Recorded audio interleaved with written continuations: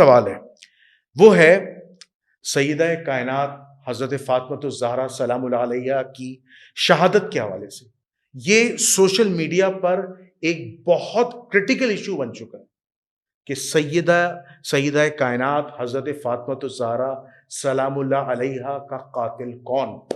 اس کا جواب آپ دیجئے قرآن و سنت کی روشنی میں، کیونکہ آپ کی ہم نے ویڈیو دیکھی تھی کہ آپ نے شواہد بتائے تھے کہ اہل سنت والجماعت کی کتاب میں شواہد موجود ہیں کہ سیدہ کی شہادت ہوئی ہے. اہل تشیعوں کے پاس تو ہے، لیکن میں یہ پوچھنا چاہتا ہوں کہ سیدہ کا قاتل کون؟ اس حوالے سے ذرا رہنمائی فرمائیں اور عوام الناس کے آگے سچ رکھیے گا. جزاک اللہ. بسم اللہ والصلاة والسلام علی رسول اللہ وآلہ وآلہ. اللہم صلی علی محمد وآل محمد. میں آپ کا بہت متشکر و ممنون ہوں جنید الرحمان صاحب کہ آپ میرے ہاں تشریف لائے اور آپ نے یہ زحمت کی کہ آپ ان سوالوں کا اس سے جواب لیں کہ جو آپ سوشل میڈیا کے اوپر دیکھتے ہیں کہ جو سوالات میرے حوالے سے کیے جاتے ہیں. تنقید کی جاتی ہے، بڑی سخت تنقید کی جاتی ہے. ٹھیک ہے، جہاں تک بات ہے متنازع شخصیت کا، تو میں نہیں سمجھتا ہوں کہ میں کوئی متنازع شخصیت ہوں.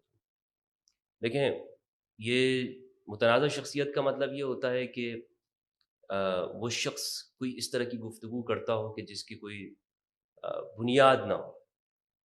وہ شخص ایسا کرتا ہو تو ہم یہ کہہ سکتے ہیں کہ یہ شخص متنازع ہے، یہ بات متنازع ہے، اس بات کی پر اختلاف ہے.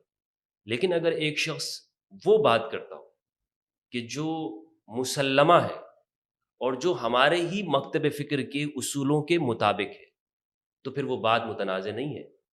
اس بات کو سمجھنے کے اعتبار سے لوگوں کی فہم کا اختلاف ہو سکتا ہے.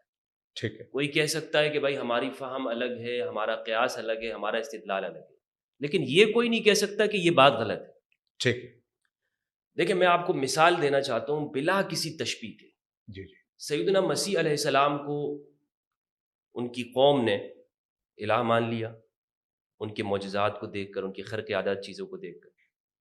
قرآن مجید نے اس کا ذکر کیا ہے کہ یہ ان کی قوم نے اس طرح سے رویہ رکھا حضرت عیسیٰ علیہ السلام کے ساتھ.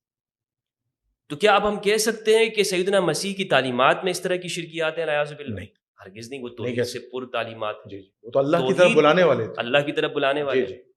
اور بروز قیامت یہ پوچھا بھی جائے گا، جی کہ عیسیٰ کیا آپ نے کہا تھا؟ عیسیٰ علیہ السلام کہیں گے کہ نہیں، میں نے تو نہیں کہا تھا، میرے بعد ان لوگوں نے اس طرح سے یہ کیا ہے. اسی طرح آپ یہ دیکھیں کہ جو اہل البیت علیہ السلام کی تعلیمات ہیں، اہل البیت کی جو تعلیمات ہیں، کیا اس سے کوئی انکار کر سکتا ہے کہ رسول اللہ صلی اللہ علیہ وآلہ وسلم نے ان کو قرآن کے برابر قرار دیا ہے؟ الثقلین، قرآن کے برابر.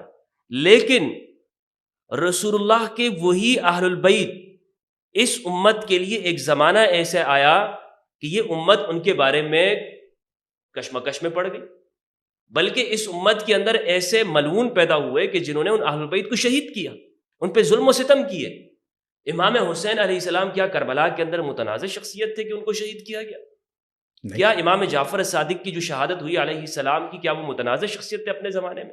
امام محمد الباقر، امام زین العابدین علیہ السلام، امام جعفر الصادق، امام موسیٰ الکاظم، امام علی رضا، امام تقی، امام نقی، امام حسن عسکری علیہ السلام، امام المہدی، ان کے اوپر اختلاف ہو سکتا ہے، یعنی یہ کہ ایک اصولی نقطہ نگاہ سے کہ وہ پیدا ہوئے ہیں یا نہیں ہوئے، لیکن یہ جو ائمہ علیہ السلام ہیں، کیا ان کو ہم متنازع کہہ سکتے ہیں؟ لیکن یہ امت ان کے بارے میں بھی اختلاف میں پڑی ہے. تو اب جو پیغام بھی اہل البیت کے حوالے سے دیا جاتا ہے، تو پھر چونکہ عام طور پر ہمارے یہاں مروجہ ذہنیت یہ ہے کہ مروجہ ذہنیت کے اوپر فرقے نے غلبہ کیا ہوا ہے. یعنی ہمارے ہاں لوگوں کی جو سوچ ہے نا، وہ اہل البیت علیہ السلام یا قرآن کا غلبہ عام لوگوں کے اوپر نہیں ہے، سوسائٹی کے اوپر. اگر وہ غلبہ ہوتا تو اگر ایک شخص حدیث ثقلین بیان کرتا ہو تو کسی کو کوئی مسئلہ ہی نہ ہوتا.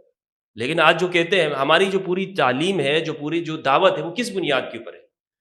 خدا کی توحید، قرآن مجید کے اوپر، اور رسول اللہ صلی اللہ علیہ وآلہ وسلم کے اہل البیت کے اوپر، جو کہ رسول اللہ نے اس امت کے لیے بطور رہنما کے چھوڑے ہیں.